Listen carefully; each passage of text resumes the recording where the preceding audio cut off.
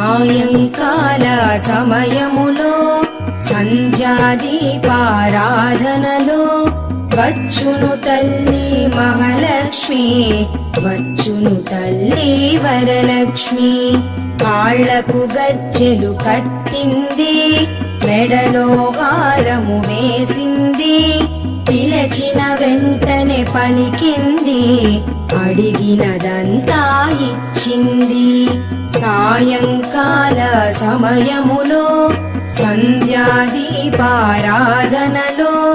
వచ్చును తల్లి మహాలక్ష్మి, వచ్చును తల్లి వరలక్ష్మి.